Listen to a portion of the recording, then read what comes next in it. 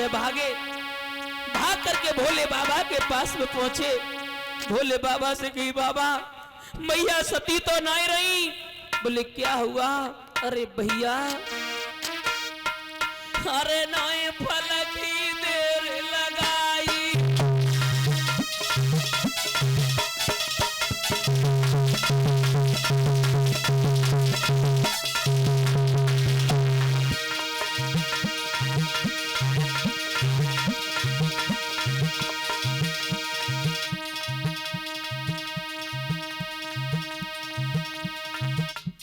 Sound वाले क्या लोग हैं? दो लोग। आप लोग जितने भैया हैं आप लोग इधर बैठो, थोड़े आप लोग इधर आ जाओ और सुनो। इधर देखते रहो करे, आप इधर उधर देख रहे भैया, गलत बात है।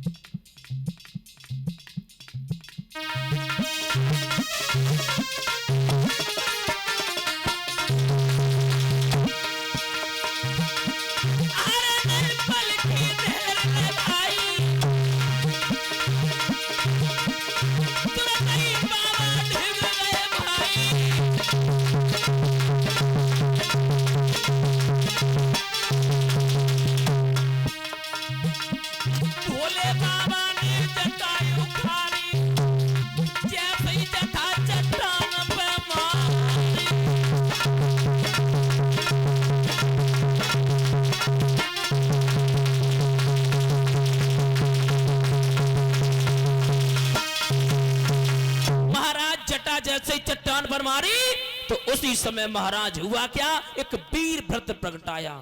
जवाब दिया जाओ और जाकर के शीश को काट देना, काट करके यज्ञ कुंड में डाल देना, यज्ञ को विध्वंस कर देना।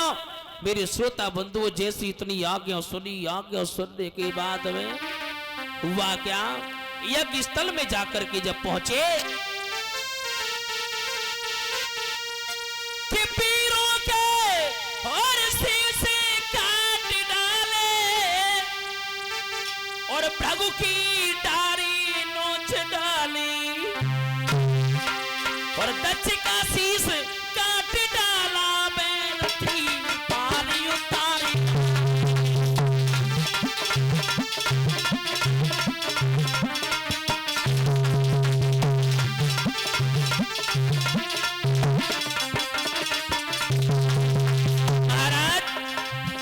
वीर थे अपमान कर रहे थे, उनके शीशों को काट दिया। प्रभु जी अपनी दाढ़ी चला रहे थे, उनकी दाढ़ी कोई खत्म कर दिया।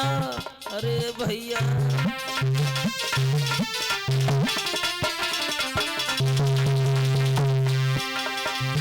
पीरों के शीशे काट डाले और प्रभु की डाली नोच डाली और दक्ष का शीशे काट करके कुंड में डाले डाले।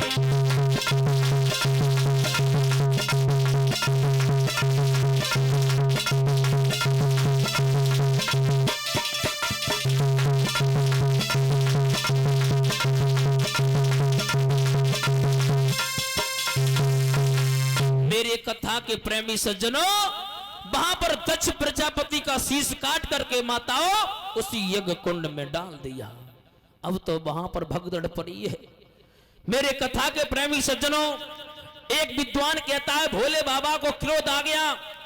भोले बाबा ने मैया सती का शरीर पूरे अपने कंधे पर रख लिया और क्रोध में दौड़ने लगे।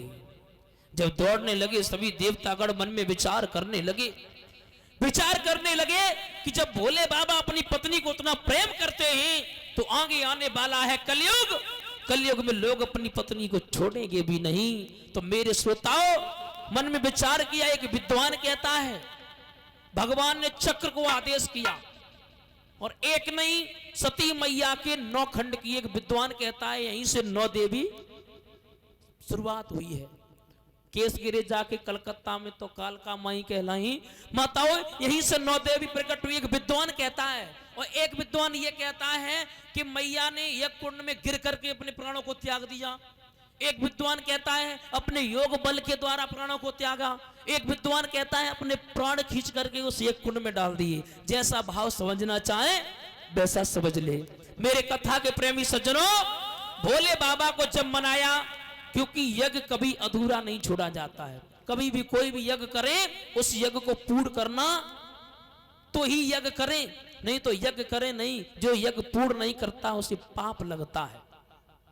भोले बाबा से सब लोगों ने प्रार्थना की, देवतागण कहने लगे कि यज्ञ अगर यज्ञ पूर्ण नहीं हुआ तो सबसे बड़ा पाप होगा। तो मेरे श्रोताओं, देवतागणों ने जब मनाया, प्रकट हो गए, बोले कैसे यज्ञ पूर्ण हो? बोले जाओ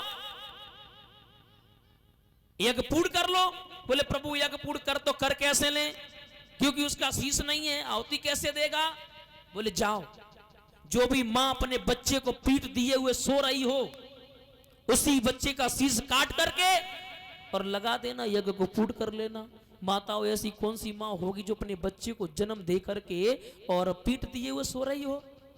मेरे श्रोताओं, देवतागण भागे, भागते भागते भागते भागते कुछ नहीं मिला तो एक बकरी जो रहे वो बच्चे को जब वंश ने जन्म दिया तो प्रसव की पीड़ा सहन नहीं कर पाई तो बेहोश पड़ी हुई थी। तो उसी बच्चे का शीश काटा और दक्ष प्रजापति की लगा दिया।